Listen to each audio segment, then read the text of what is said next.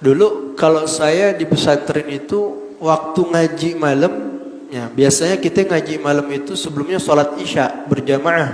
Itu para santri udah pada sholat, ustadznya datang, kagak kesempatan sholat jamaah. Kita orang biasanya dipanggil sama ustadz itu. Kita punya guru dipanggil, tong lu sini sholat temenin gua jamaah. Biar kata kita udah sholat kagak ngapa.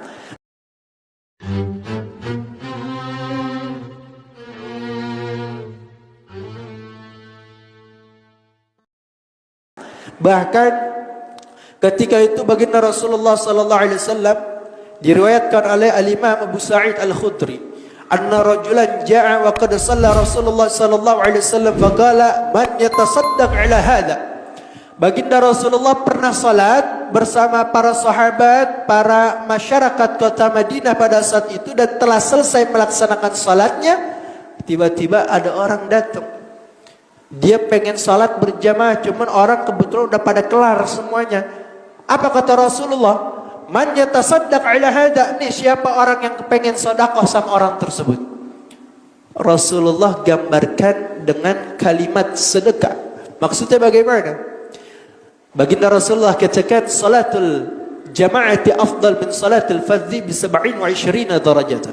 Salat jamaah itu lebih utama, lebih afdal 27 derajat daripada salat sendirian. Kalau andai kata dia salat sendiri, yang jamaah baru datang tadi, dia dapat 1 derajat. Nah makanya kata Rasulullah, siapa orang yang mau bersedekah kepada orang tersebut dengan memberinya pahala 26 derajat kepada orang tersebut. Nah ini Rasulullah gambarkan dengan kalimat sedekah. Maka kalau andai kata kita nih di waktu maghrib tadi kita sholat berjamaah, kita pulang ke rumah, kita lihat bini kita belum sholat, ajak dah dia sholat jamaah, kita dapat pahala karena sedekah kepada bini kita, di bini kita juga dapat pahala sholat berjamaah.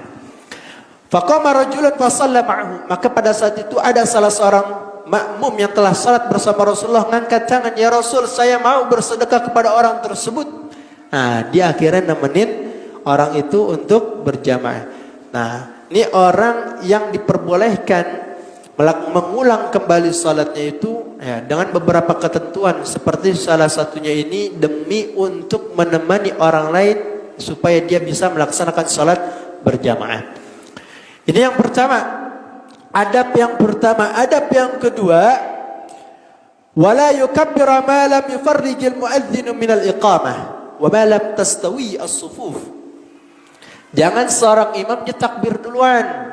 Sebelum itu muadzin kelar memandangkan adzan dan mengumandangkan iqamah. Kadang nih repot nih, orang kagak ngerti, kagak pernah ngaji, lagi waktu lempengan azan dia udah mulai sholat. Sebenarnya kagak jadi masalah, gak apa-apa, sah sholatnya. Ya di waktu adzan, ya azan belum kelar nih, kita udah sholat duluan, boleh aja. Cuma dianjurkan supaya kita mendengarkan azan sampai selesai dan kita laksanakan sholat tersebut ketika azan sudah selesai dikumandangkan. Tapi kalau dalam keadaan darurat gimana Ustaz? Ini kita kadang keburu-buru. Ya, kalau andai kata kita sholat nungguin itu imam muadzin kelar azan, kita ketinggalan bus, ketinggalan kereta, ketinggalan pesawat, ya boleh, kagak apa-apa. Kita dahulukan, karena yang menjadi patokan bolehnya seseorang melaksanakan salat fardu bukan dengan patokannya itu selesainya azan, tapi dengan patokan apa? Telah masuknya waktu salat. Kalau orang dulu nandakan waktu salat itu dengan perputaran bulan dan matahari, dengan bayangan itu siklus langit dijadikan sebagai patokan. Kalau orang kita sekarang kan pakai jam sekian lewat sekian, misal jam 6 udah masuk waktu maghrib, biar kata kagak ada azan, kita udah mau sholat maghrib. Jadi azan itu bukan menjadi syarat diperbolehkannya orang untuk mengerjakan sholat. Tapi dianjurkan seorang imam jangan dulu mulai takbir pada saat azan masih dikumandangkan.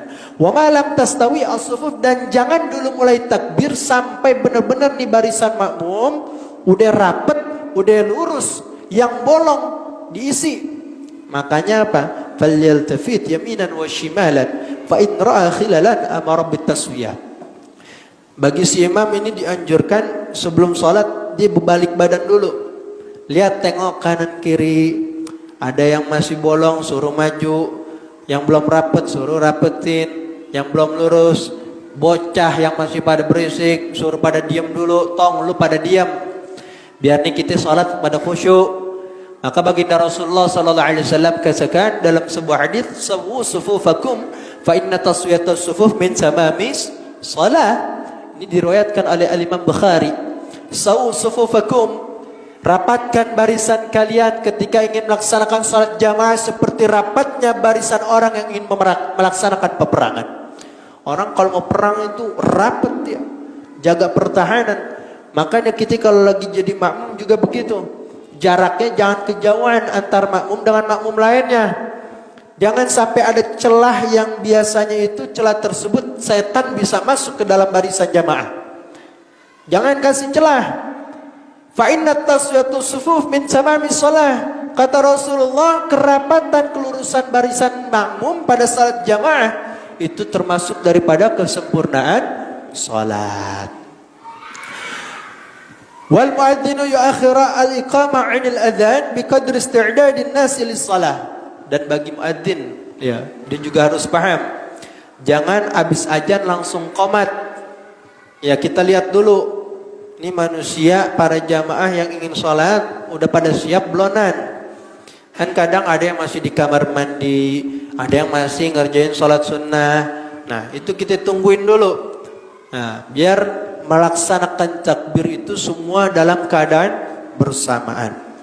Wa tsalits, yang ketiga, wa ayyarfa'al imamu sautahu bitakbirat wa la yarfa'u al-ma'mumu sautahu illa biqadri ma yusmi'u nafsahu.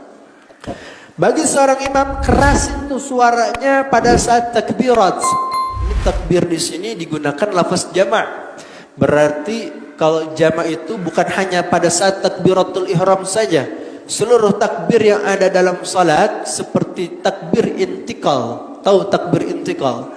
Takbir perpindahan antar rukun dengan rukun lainnya. Lagi berdiri sedekap, kita takbir Allahu Akbar mau ruku.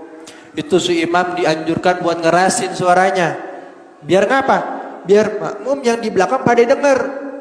Repot kalau makmum pada kagak dengar. Apalagi lempengan sujud, imam udah bangun, itu makmum masih pada rebah di bawah. Masih pada sujud aja. Ini kapan si imam bangun ya? Padahal mau udah bangun, cuman kagak kedengaran suaranya. Makanya si imam dianjurkan untuk mengeraskan suaranya. Andai kata kalau di zaman dulu kan belum ada speaker, yang belakang belum tentu semua dengar suara imam. Nah, dalam fikih itu dianjurkan supaya memilih salah seorang mubalik di antara para makmum. Mubalik ini orang yang menyampaikan suaranya imam kepada barisan yang ada di belakang. Biasa kalau kita salat di masjid-masjid gede itu, kayak di Masjidil Haram, Masjid Nabawi, Istiqlal, Kubamas, itu biasanya ada mubaliknya.